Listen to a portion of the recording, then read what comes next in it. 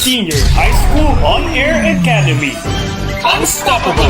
Delivering you quality education amidst pandemic. The best school offering total minds. Unstoppable! Giving you accessible learning platform anytime, anywhere. Ng klase, whatever form it is. Comprehensible! Buckle up and get yourself ready. I will repeat, and you will do it later on.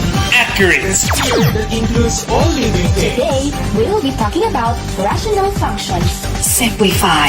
This is Jaws speaking. How may I help you? This is Zaptec School Radio's Senior High School On-Air Academy. And now, here's your new episode for Oral Combination. Your guide in subject oral communication in context. Oral combination. Oral Combination.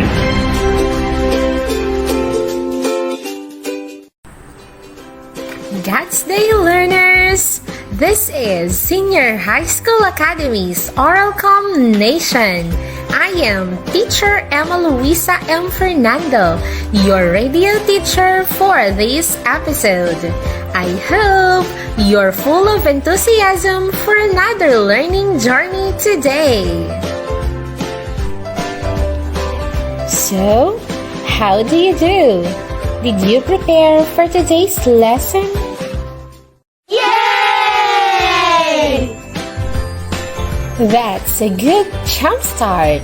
As B.B. King quoted, the beautiful thing about learning is that nobody can take it away from you. Yay!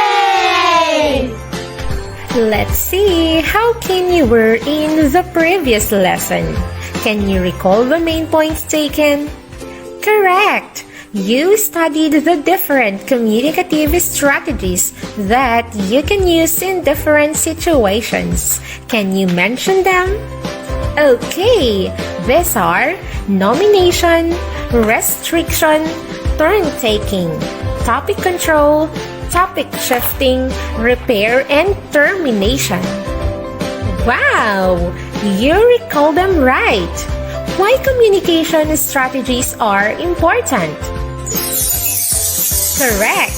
These are important to carry on a conversation, avoid misinterpretation or misunderstanding, and maintain a cordial relationship. This time, let's check your quiz during the last episode. You were asked to determine whether the statements were true or false. What's your answer in number 1? In turn-taking strategy, a participant must let another speaker finish his or her statement first before saying something. Also, the participant must not dominate the conversation. He or she should also give the others chance to say their thoughts.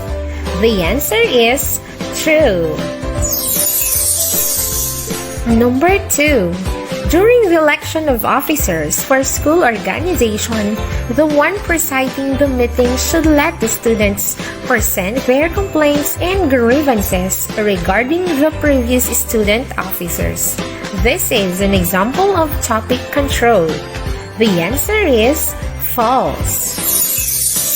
For number 3, in establishing a topic, a participant must pick a topic that is within the agenda. Or if the conversation is personal, a topic should be acceptable, interesting, and familiar to both or among participants. The correct answer is true. Number 4. During an online meeting, the moderator must set the rules and regulations first so that the meeting will go smoothly and quickly. The participants must only turn on their mic when they have to speak to avoid any noise during the meeting. This is true. Number 5. Miss Cruz, a subject teacher, dismissed her online class without repeating her instructions or saying goodbye. This manner of termination is a good communicative strategy. The answer is false. Count your correct answers. who got 5? 4, 3, 2, 1. Bravo! You did it well. That marks an energized beginning for today's lesson. All you just need is to review every detail. How about those who got 5? Congratulations! Keep up the good work. To be certain that everyone is ready for another academic endeavor, may I request you to raise your hands on the air. Then, wave them 5 times. Alright, let's do it. Raise your hands. Wave 5 times. 1, 2, 3, 4, and 5. There you go. You're cool and pro. Do you have any guess what's our lesson for today? You're right. We will be dealing with how a shift in speech context, speech style, speech act, and communicative strategy affects language form and duration. Can you explain this for me? Well, I know you've got brilliant ideas out there. But before your ideas come out, listen first to this reminder.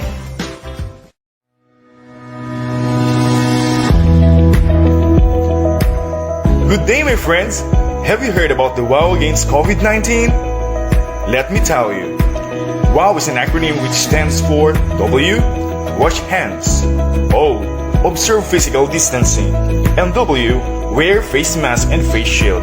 I hope you remember it. Let's always practice WOW. A message from the Department of Education, Department of Health, and this station.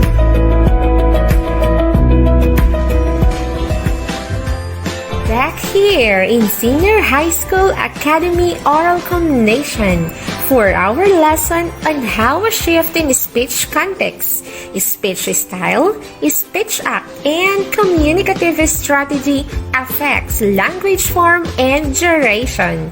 So, are you in? Yay! Definitely. You are ready to rumble with great ideas today. Let's start with language form. What do you have in mind? You're right. Basically, form refers to the shape and structure. It can also mean the organization, placement, and relationship between texts. As such, language form refers to the so-called surface features of language and how these are arranged. The question is, how shift in speech style, shift of speech context, shift on speech act, and communicative strategy affect language form? I know we have same thoughts. A shift on speech style can affect the form of the language. For instance, a formal style does not allow contractions and ellipses while informal does. An informal or casual style also allows the use of slang, jargon, and vernacular language. Martin Joos, a linguist and German professor, also added that the form of language that the speaker utilized is characterized by the level of formality. Did you get that? Yay! What about a shift on context? How does it affect language form?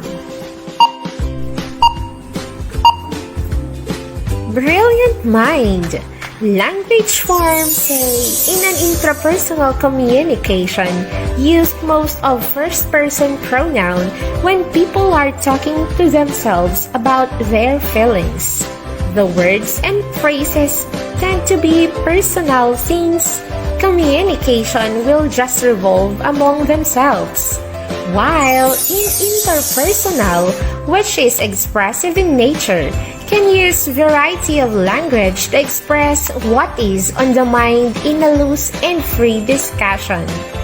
In interpersonal, language is affected depends on the context of the conversation.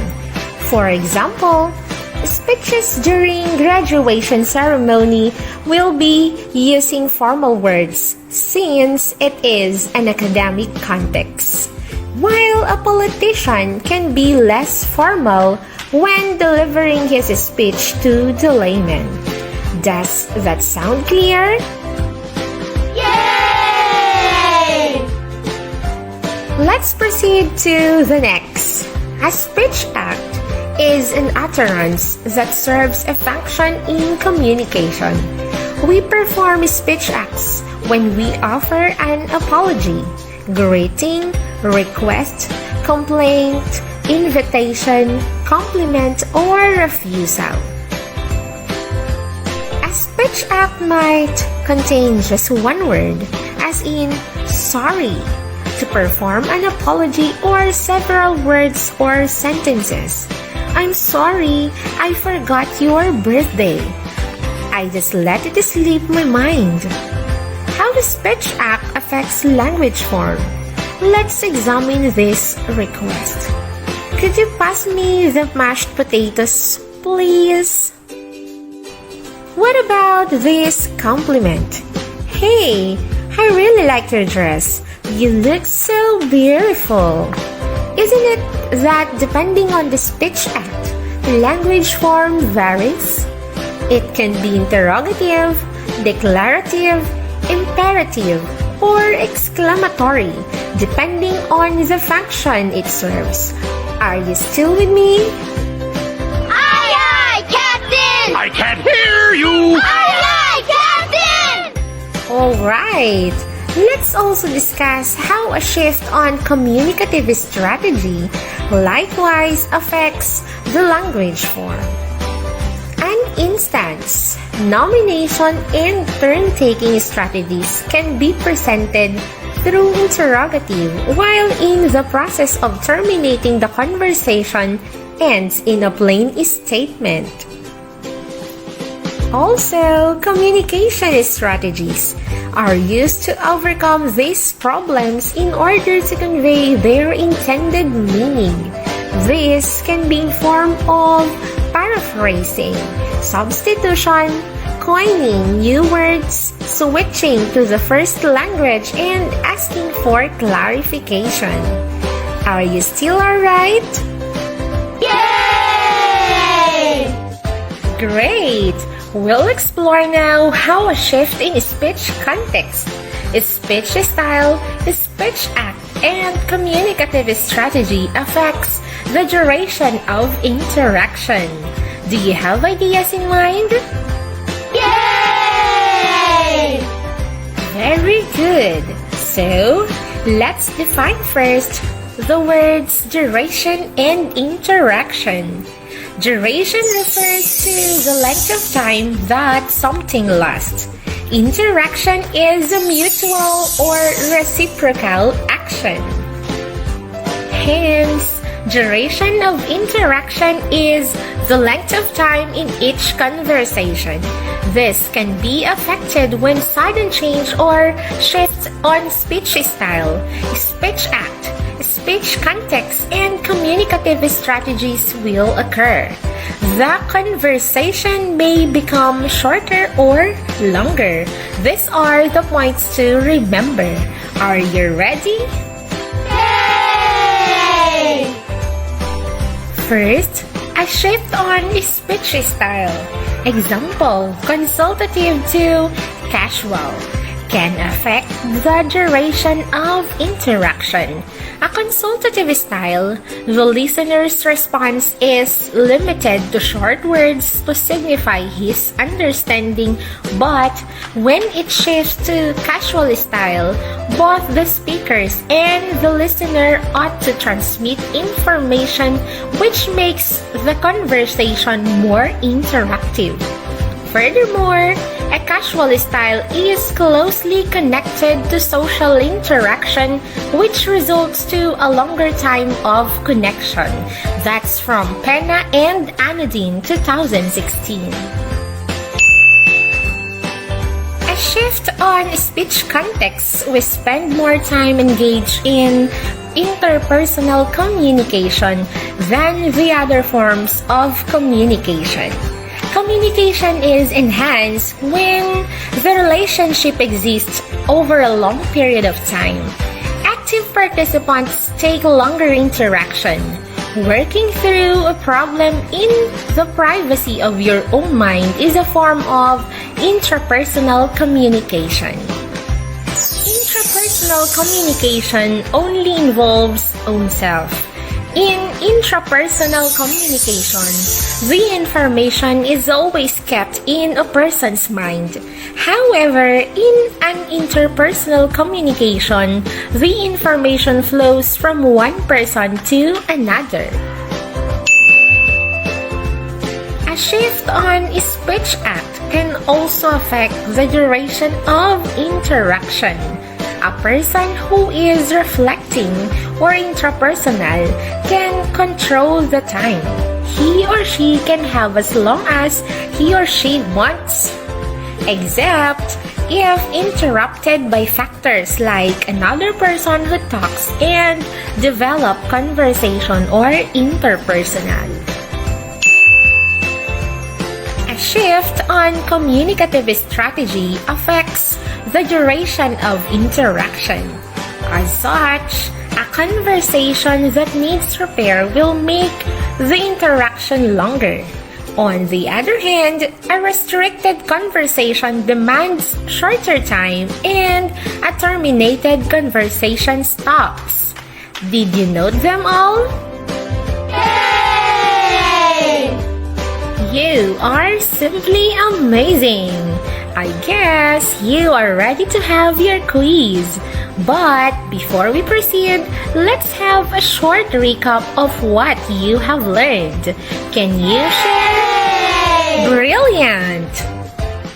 As we shift or change our manner of communication or the speech style, the way that people use in communication or the speech context, the purpose and intention or the speech acts, and our communicative strategies, language form, and duration of interaction is most likely affected. Surely, you're ready with your quiz. But before that, listen to this reminder. Hello! You can still continue your learning even if you are at home through the use of DepEd Commons. If you are enrolled in a public school, private school, or in alternative learning system or ALS, you can access DepEd Commons.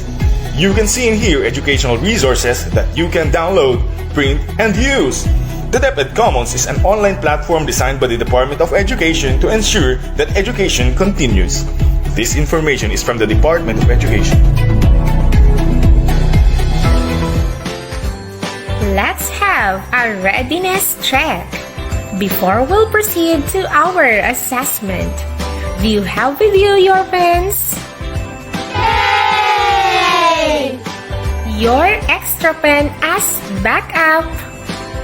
Yay! Your pad paper? Yay! And of course, yourself being ready to take the challenge.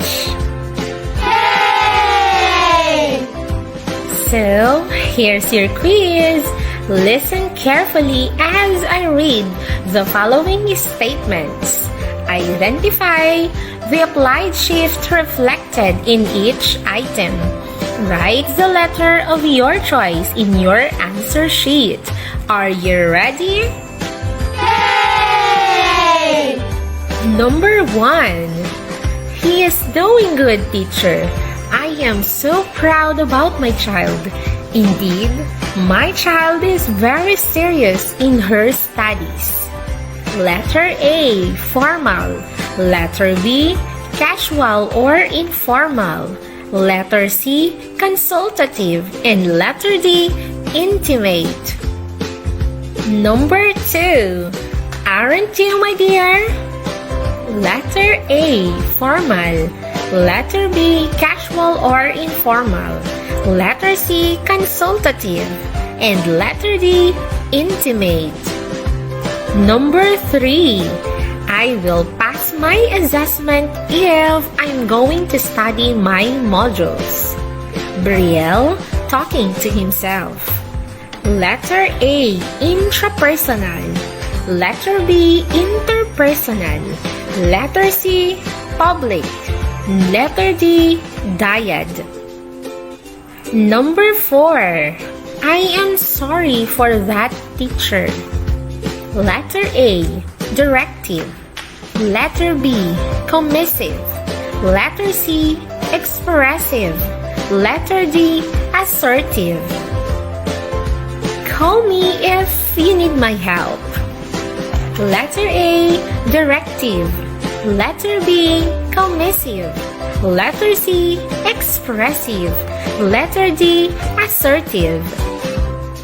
For the next item, this is equivalent to 5 points. You need to identify which of the two situations has a longer and shorter duration of interaction and explain why. I repeat, you need to identify which of the two situations has a longer and a shorter duration of interaction and explain why. Here's the situation. A consultative talk between a parent and a teacher versus a friendly talk of a parent and a teacher who happen to be high school friends. Again, the situations are a consultative talk between a parent and a teacher versus a friendly talk of a parent and a teacher who happen to be high school friends. Congratulations! You're done with your quiz. You'll get to know your score in our next episode. So, don't miss more learning adventures next time. Likewise, don't stop challenging yourself. There are more activities waiting for you. For better understanding, you'll be asked to write conversation among family members, friends, or even conversation to your teacher. Make an analysis on how the shift in speech context, act, style, and communicative strategy affects language form and duration. For the rubric to be used, feel free to ask assistance from your teachers or refer to your learning activity sheet on oral communication. Don't forget also to have an advanced reading about how a shift in speech context, speech style, speech act, and communicative strategy affects relationship of a speaker and roles and responsibilities of a speaker. Yay! Alright! My congratulations for a job well done today.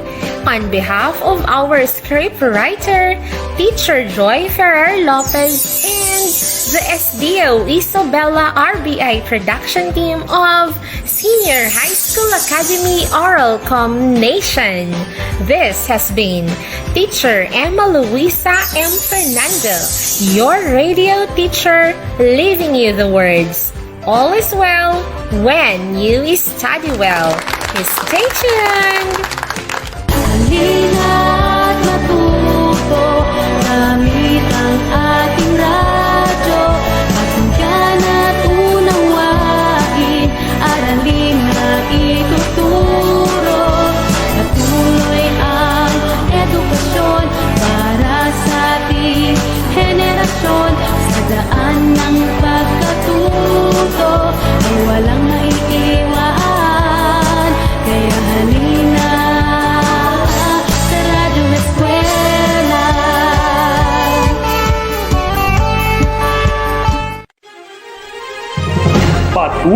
Patuloy ang edukasyon para sa ating henerasyon.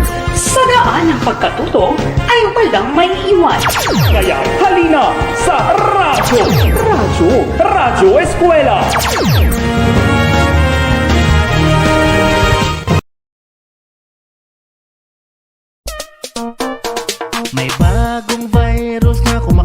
ngayon at naaalarma ang buong nation. Para di daw mahawa, ito ang solusyon. Kaya sunding mabuti tong instructions. Maghugas ng kamay para virus mamatay. Iwasan ding humawak sa iyong mouth, nose at eyes para COVID-19 hindi na makapuksa. Mag-face mask at mag-alcohol maya't maya. Maghugas ng kamay para virus mamatay. Iwasan ding humawak sa iyong mouth, nose at eyes para COVID-19 hindi na makapuksa. Mag-face mask at mag-alcohol maya't maya. Ang virus ay nakamamatay, kaya makinig wag pasaway. Stay sa bahay, wag nang gumala. Kung ayaw mong ikay mahawa, mag-face mask kung lalabas. Mag-vitamin C ng madalas at umiwas sa mga matatao. Mag-alcohol para sigurado. Maghugas ng kamay para virus mamatay. Iwasan ding humawak sa iyong mouth, nose at eyes para COVID-19 hindi na makapuksa. Mag-face mask at mag-alcohol maya't maya. Maghugas ng kamay para virus mamatay. Iwasan ding humawak sa iyong mouth, nose at eyes para COVID-19 hindi na makapuksa. Mag-face mask at mag-alcohol maya't maya. Maghugas ng kamay para virus mamatay. Iwasan ding humawak sa iyong mouth, nose at eyes para COVID-19 hindi na makapuksa. Mag-face mask at mag-alcohol maya't maya.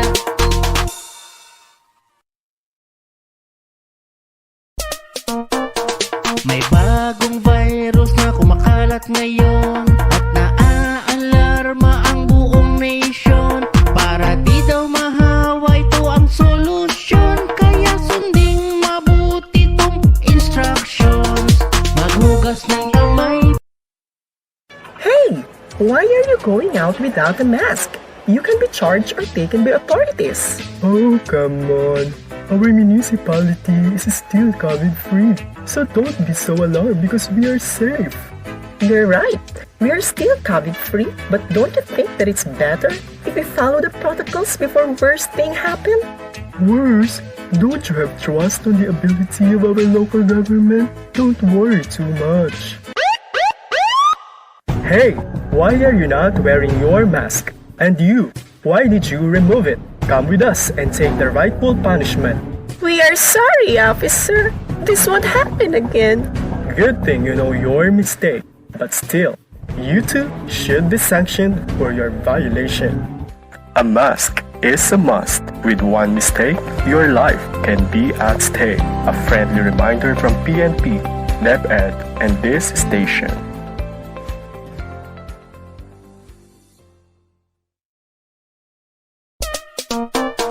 May bagong virus na kumakalat ngayon at naaalarma ang buong nation.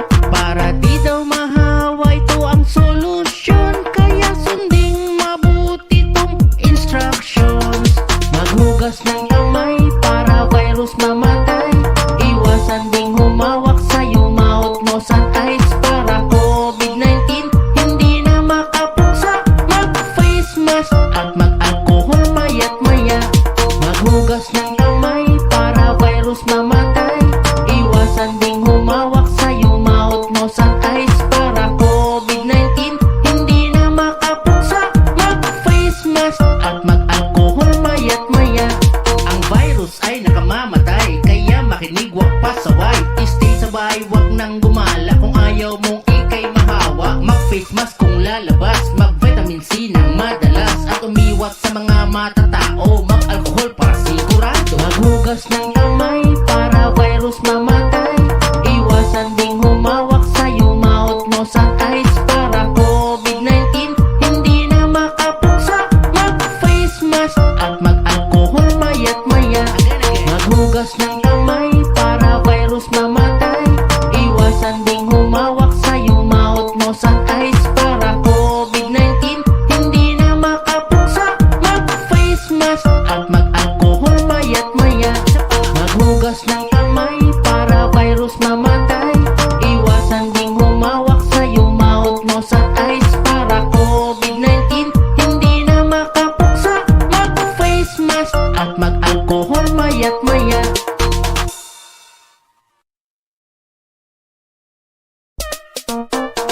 May bagong virus na kumakalat ngayon.